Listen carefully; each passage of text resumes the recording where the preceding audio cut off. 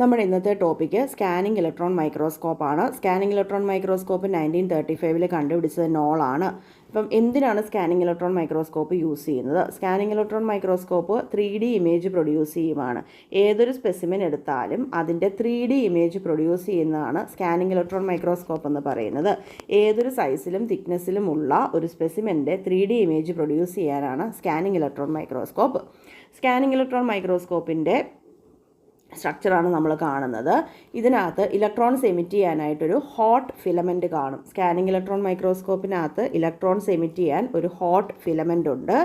ഈ ഇലക്ട്രോൺസിനെ ആക്സിലറേറ്റ് ചെയ്യുന്നത് ഇലക്ട്രിക് ആൻഡ് മാഗ്നറ്റിക് ഫീൽഡ് വെച്ചിട്ടാണ്. സോ സ്കാനിങ് ഇലക്ട്രോൺ മൈക്രോസ്കോപ്പിനകത്ത് ഇലക്ട്രോൺ എമിറ്റ് ചെയ്യുന്നത് ഒരു ഹോട്ട് ഫിലമെൻ്റ് ആണ്. ഈ എമിറ്റ് ചെയ്യുന്ന ഇലക്ട്രോൺസിനെ ആക്സിലറേറ്റ് ചെയ്യാൻ ഇലക്ട്രിക് ആൻഡ് മാഗ്നറ്റിക് ഫീൽഡ് ഉണ്ട്. ഇങ്ങനെ എമേർജ് ചെയ്ത് വരുന്ന ഇലക്ട്രോണിൻ്റെ സ്പോട്ട് സൈസ് എന്ന് പറഞ്ഞാൽ 10 നാനോമീറ്റർ ആയിരിക്കും. ഇങ്ങനെ എമേർജ് ചെയ്ത് വരുന്ന ഇലക്ട്രോണിൻ്റെ സ്പോട്ട് സൈസ് എന്ന് പറയുന്നത് 10 നാനോമീറ്റർ ആയിരിക്കും. എമേർജ് ചെയ്ത് വരുന്ന ഇലക്ട്രോൺസ് ആണ് കണ്ടക്റ്റിംഗ് സാമ്പിളിൻ്റെ പുറത്തേക്ക് വീഴുന്നത്. നമുക്ക് സ്റ്റഡി ചെയ്യേണ്ട കണ്ടക്റ്റിംഗ് സാമ്പിളിനെ സ്കാൻ ചെയ്യാൻ അതിൻ്റെ പുറത്തേക്ക് വീഴുന്നത് ഇങ്ങനെ എമേർജ് ചെയ്ത് വരുന്ന ഇലക്ട്രോൺസ് ആണ്. സാമ്പിള് കണ്ടക്റ്റിംഗ് ആണെങ്കിൽ അതിൻ്റെ പുറത്തേക്ക് വീഴും. സാമ്പിള് നോൺ കണ്ടക്റ്റിംഗ് ആണെങ്കിൽ എന്നാ ചെയ്യും? സാമ്പിള് നോൺ കണ്ടക്റ്റിംഗ് ആണെങ്കിൽ നമ്മൾ അതിൻ്റെ പുറത്ത് ഒരു 5 to 50 നാനോമീറ്റർ തിക്നെസ് ഉള്ള തിൻ ലെയർ ഓഫ് ഗോൾഡ് അല്ലെങ്കിൽ അതർ കണ്ടക്റ്റിംഗ് മെറ്റൽ കോട്ട് ചെയ്യും. സാമ്പിള് നോൺ കണ്ടക്റ്റിംഗ് ആണെങ്കിൽ എന്നാ ചെയ്യും? സാമ്പിളിൻ്റെ പുറത്തേക്ക് 5 to 50 നാനോമീറ്റർ തിക്നെസ് ഉള്ള ഗോൾഡ് അല്ലെങ്കിൽ അതർ കണ്ടക്റ്റിംഗ് മെറ്റൽ നമ്മൾ അതിൻ്റെ പുറത്ത് കോട്ട് ചെയ്യും. എന്നിട്ട് അപ്പോൾ ഈ സാമ്പിള് സ്റ്റഡി ചെയ്യാനായിട്ട് റെഡിയാവും. അപ്പം നമ്മൾ 4 കാര്യം പറഞ്ഞു. ഒന്ന്, ഹോട്ട് ഫിലമെൻ്റ് ആണ് ഇലക്ട്രോൺസ് എമിറ്റ് ചെയ്യുന്നത്. ഇലക്ട്രോൺ എമിറ്റ് ചെയ്യുന്ന ഹോട്ട് ഫിലമെൻ്റ് ആണ്. ഇലക്ട്രോണിനെ ആക്സിലറേറ്റ് ചെയ്യുന്ന ഇലക്ട്രിക് ആൻഡ് മാഗ്നറ്റിക് ഫീൽഡാണ്. എമർജിങ് ഇലക്ട്രോൺ ആണ്. എമർജിങ് ഇലക്ട്രോണിൻ്റെ സ്പോട്ട് സൈസ് 10 നാനോമീറ്റർ ആയിരിക്കും. ഈ എമർജിങ് ഇലക്ട്രോൺ ആണ് വന്നിട്ട് എന്തിൽ ഇൻസിഡൻറ്റ് ചെയ്യുന്നത്? നമ്മുടെ പഠിക്കേണ്ട സാമ്പിളിൻ്റെ പുറത്ത് ഇൻസിഡൻറ്റ് ചെയ്യുന്നത്. അപ്പോൾ ഈ സാമ്പിള് കണ്ടക്റ്റിംഗ് ആണെങ്കിൽ അതിൻ്റെ പുറത്തേക്ക് ഇലക്ട്രോൺ വന്ന് ഹിറ്റ് ചെയ്യും. നോൺ കണ്ടക്റ്റിംഗ് ആണെങ്കിൽ 5 to 50 നാനോമീറ്റർ തിക്നെസ്സിൽ ഗോൾഡോ അല്ലെങ്കിൽ ഏതെങ്കിലും ഒരു കണ്ടക്റ്റിംഗ് മെറ്റലോ നമ്മൾ ഈ സാമ്പിളിൻ്റെ പുറത്ത് കോട്ട് ചെയ്യും. അപ്പോൾ അത് സ്റ്റഡിക്ക് റെഡിയാവും.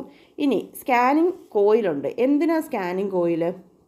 നമ്മുടെ ഈ ഇലക്ട്രോൺ ബീമിനെ ഡിഫ്ലക്റ്റ് ചെയ്യണം. അതായത് ഒരു പോയിന്റിൽ മാത്രം വന്ന് വീണാൽ പോരല്ലോ. അത് ആ സാമ്പിളിൻ്റെ എല്ലാ നമുക്ക് പഠിക്കേണ്ട സാമ്പിളിൻ്റെ പുറത്തുള്ള എല്ലാ പോയിന്റിലും ഇത് മാറി മാറി വന്ന് ഹിറ്റ് ചെയ്യണമെങ്കിൽ ഇതിനെ നമ്മൾ ഡിഫ്ലക്റ്റ് ചെയ്യണം. അപ്പോൾ ഇലക്ട്രോൺ ബീമിനെ ഡിഫ്ലക്റ്റ് ചെയ്യാൻ വേണ്ടിയുള്ളതാണ് സ്കാനിങ് കോയിൽ. ഇലക്ട്രോൺ ബീമിനെ ഡിഫ്ലക്റ്റ് ചെയ്യാനാണ് സ്കാനിങ് കോയിൽ എന്ന് ഓർത്തിരിക്കുക. സ്കാനിങ് കോയിലിൻ്റെ പർപ്പസ് എന്താ? ഇലക്ട്രോൺ ബീമിനെ ഡിഫ്ലക്റ്റ് ചെയ്യുക.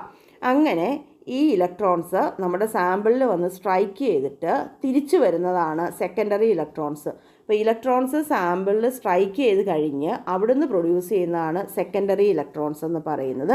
അപ്പോൾ സെക്കൻഡറി ഇലക്ട്രോൺസ് എന്തിനെ ഡിപ്പെൻഡ് ചെയ്യും? ഇലക്ട്രോൺസ് വന്ന് ഒരു സർഫസിൽ ഹിറ്റ് ചെയ്ത് അവിടുന്ന് റിഫ്ലക്റ്റ് ചെയ്യുക. അപ്പോൾ അവിടുന്ന് വരുന്ന സെക്കൻഡറി ഇലക്ട്രോൺസ് എന്തിനെ ഡിപ്പെൻഡ് ചെയ്യും? സാമ്പിളിൻ്റെ ജോമെട്രിയെയും മറ്റ് പ്രോപ്പർട്ടീസിനെയും ഡിപ്പെൻഡ് ചെയ്യും. സാമ്പിളിൽ വന്ന് ഹിറ്റ് ചെയ്തിട്ട് തിരിച്ചു വരുന്ന ഇലക്ട്രോൺസാണ് സെക്കൻഡറി ഇലക്ട്രോൺസ്. അപ്പോൾ ഈ സെക്കൻഡറി ഇലക്ട്രോൺസ് എന്തിനെ ഡിപ്പെൻഡ് ചെയ്യും? അത് സാമ്പിളിൻ്റെ ജോമെട്രിയെ ഡിപ്പെൻഡ് ചെയ്യും, സാമ്പിളിൻ്റെ മറ്റ് പ്രോപ്പർട്ടീസിനെ ഡിപ്പെൻഡ് ചെയ്യും. So secondary electrons depend upon geometry and other properties of the sample. ഇനി നമുക്കൊരു ഇലക്ട്രോൺ ഡിറ്റക്ടർ ഉണ്ട്. എന്താ ഇലക്ട്രോൺ ഡിറ്റക്ടർ? ഇലക്ട്രോൺ ഡിറ്റക്ടർ എന്ന് പറയുന്നത് പോസിറ്റീവ്ലി ചാർജ്ഡ് ആയിരിക്കും. ഇലക്ട്രോൺ ഡിറ്റക്ടർ പോസിറ്റീവ്ലി ചാർജ്ഡ് ആയിരിക്കും. ഈ ഇലക്ട്രോൺ ഡിറ്റക്ടറാണ് സെക്കൻഡറി ഇലക്ട്രോൺസിനെ കളക്ട് ചെയ്യുന്നത്. സോ നമുക്കിനി ഒരു ഇലക്ട്രോൺ ഡിറ്റക്ടർ ഉണ്ട്. ഇലക്ട്രോൺ ഡിറ്റക്ടർ പോസിറ്റീവ്ലി ചാർജ്ഡ് ആണ്. ഈ ഇലക്ട്രോൺ ഡിറ്റക്ടറാണ് സെക്കൻഡറി ഇലക്ട്രോൺസിനെ കളക്ട് ചെയ്യുന്നത്. സെക്കൻഡറി ഇലക്ട്രോൺസിനെ കളക്ട് ചെയ്യുക മാത്രമല്ല, സെക്കൻഡറി ഇലക്ട്രോൺസിനെ ഒരു ഹൈ എനർജിയിലോട്ട് ആക്സിലറേറ്റ് ചെയ്യും. അപ്പോൾ നമുക്കൊരു പോസിറ്റീവ്ലി ചാർജ്ഡ് ഇലക്ട്രോൺ ഡിറ്റക്ടർ ഉണ്ട്. പോസിറ്റീവ്ലി ചാർജ്ഡ് ഇലക്ട്രോൺ ഡിറ്റക്ടറിൻ്റെ ഫംഗ്ഷൻ സെക്കൻഡറി ഇലക്ട്രോൺസിനെ കളക്ട് ചെയ്യുക, എന്നിട്ട് അതിനെ ഹൈ എനർജിയിലോട്ട് ആക്സിലറേറ്റ് ചെയ്യുക. അതായത് 10 കിലോ ഇലക്ട്രോൺ വോൾട്ട് വരെയൊക്കെ ആക്സിലറേറ്റ് ചെയ്യും. എന്നിട്ട് എന്ത് ചെയ്യും? ആക്സിലറേറ്റ് ചെയ്ത ഇലക്ട്രോൺസ് സ്കിൻഡിലൈറ്ററിൽ സ്ട്രൈക്ക് ചെയ്യും. എന്താ ഈ സ്കിൻഡിലൈറ്റർ? സ്കിൻഡിലൈറ്റർ ഇലക്ട്രോൺസ് സ്ട്രൈക്ക് ചെയ്യുമ്പം ഫോട്ടോൺസ് പ്രൊഡ്യൂസ് ചെയ്യും. സ്കിൻഡിലൈറ്റർ എന്താണ്? ഇലക്ട്രോൺസ് സ്ട്രൈക്ക് ചെയ്യുമ്പം ഫോട്ടോൺസ് പ്രൊഡ്യൂസ് ചെയ്യും. സോ നമ്മൾ പറഞ്ഞു പോസിറ്റീവ് ഇലക്ട്രോൺ ഡിറ്റക്ടർ സെക്കൻഡറി ഇലക്ട്രോൺസിനെ കളക്ട് ചെയ്ത് ആക്സിലറേറ്റ് ചെയ്യും. ആക്സിലറേറ്റ് ചെയ്ത ഇലക്ട്രോൺസ് സ്കിൻ ഡിലൈറ്ററിൽ സ്ട്രൈക്ക് ചെയ്യും. സ്കിൻ ഡിലൈറ്റർ എന്താണ്? ഇലക്ട്രോൺസ് സ്ട്രൈക്ക് ചെയ്യുമ്പം ഫോട്ടോൺസ് പ്രൊഡ്യൂസ് ചെയ്യുന്നതാണ് സ്കിൻ ഡിലൈറ്റർ എന്ന് പറയുന്നത്.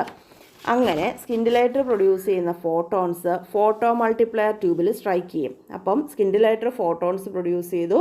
ഫോട്ടോൺസ് ഫോട്ടോ മൾട്ടിപ്ലയർ ട്യൂബിൽ സ്ട്രൈക്ക് ചെയ്യുന്നു. ഫോട്ടോ മൾട്ടിപ്ലയർ ട്യൂബ് ഒരു highly amplified electrical signal produce ചെയ്യുന്നു. ചെന്ന് ഹിറ്റ് ചെയ്യുന്ന ഫോട്ടോണിനനുസരിച്ച് highly amplified electrical signal produce ചെയ്യും ഫോട്ടോ മൾട്ടിപ്ലയർ ട്യൂബ്. അപ്പോൾ ഒന്ന് ആലോചിച്ച്, സെക്കൻഡറി ഇലക്ട്രോൺസിന് കറസ്പോണ്ടിങ് ആയിട്ട് ഒരു ഹൈലി ആംപ്ലിഫൈഡ് ഇലക്ട്രിക്കൽ സിഗ്നലാണ് പ്രൊഡ്യൂസ് ചെയ്യുന്നത്.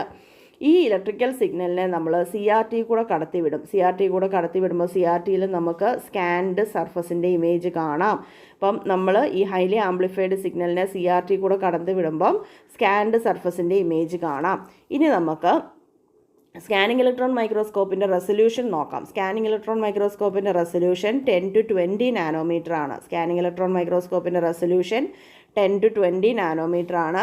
ഇതിൻ്റെ മാഗ്നിഫിക്കേഷൻ 15 to 10⁵ ടൈംസ് വേരി ചെയ്യാം. അപ്പം റെസൊല്യൂഷൻ 10 to 20 നാനോമീറ്റർ ആണ്. മാഗ്നിഫിക്കേഷൻ 15 മുതൽ 10⁵ ടൈംസ് വരെ വേരി ചെയ്യാം. മാഗ്നിഫിക്കേഷൻ എന്ന് പറയുന്നത്, മാഗ്നിഫിക്കേഷൻ എന്താണ്?